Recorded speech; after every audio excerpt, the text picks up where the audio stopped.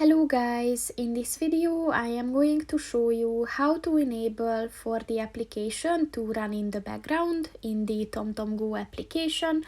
But first I just want to mention, don't forget to subscribe to my channel, because at 10,000 subscribers I am going to show you my whole YouTube revenue statistics and growth strategy, as well as how to make money online.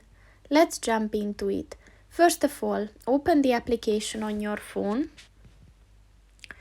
and then click on the menu button at the bottom of the page on the left, and then scroll down and click on the settings button, and then scroll down again and click on the run in background button, and within this section look for the run app in the background button, and to enable it just click on the white circle next to it, and once it turns blue, this function is enabled.